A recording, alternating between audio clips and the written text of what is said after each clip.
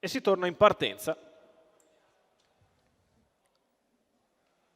Vediamo se questo secondo tentativo sarà quello buono.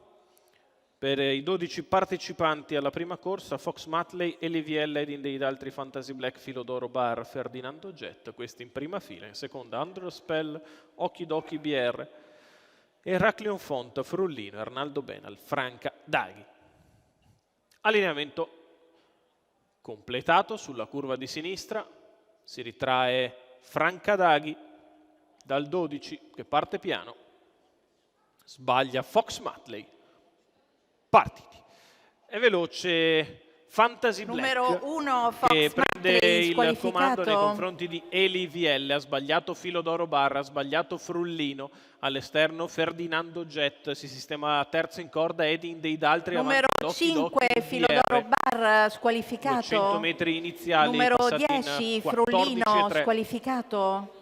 Da Fantasy Black, che ha preso la testa, Ferdinando Jet allo scoperto non è così contento di rimanerci, cerca un posto in corda Andrea Farolfi, posto che non c'è, va a fare la seconda pariglia Okidoki BR precedendo Eraclion Font, 29-3 per i primi 400 di gara da parte di Fantasy Black, che ha ridotto l'andatura e ora si permette un paio di frazioni comode.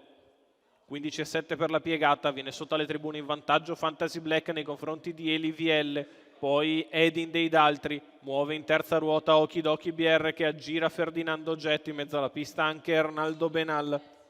Primo giro e quindi metà gara passata in 1 minuto e 2 decimi, con Okidoki BR che avvicina Fantasy Black, la quale inizia ad accelerare. Elivielle sempre in corda avanti ad Edin dei Daltri, poi Ferdinando Jet e Eraclion Font, ma di fuori si fa fatica a progredire perché la leader ora inizia a camminare. 1.15.3 il primo chilometro, è in vantaggio Fantasy Black, al suo esterno c'è Okidoki che passa all'attacco con decisione, Okidoki BR che si sbarazza di Fantasy Black già a 400 metri dalla conclusione, la retta di là in 14,5, 1.29,8 3 quarti di miglio, Okidoki BR 1,5 avanti ai rivali, si muove dal fondo Under a Spell che però ha trovato tardi da correre, scavalca tutti e si porta in terza posizione. Intanto Okidoki se ne va per fatti propri all'ingresso della dirittura d'arrivo, Okidoki BR con 3 da gestire su Under a Spell che finisce forte ma tardi. Okidoki BR e Pietro Gubellini aprono il pomeriggio dall'Arcoveggio vincendo in bello stile, secondo Under a Spell, al terzo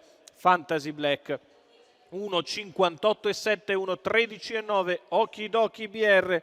Pietro Gubellini per il training di Harry Rantanen e la proprietà del Racing Team Koteshek per cavallo di nascita olandese che si impone chiaramente, una femmina figlia di Wellingboko che in percorso esterno debella le resistenze labili a dire il vero di Fantasy Black. Secondo finisce Under a Spell, terza la stessa Fantasy Black.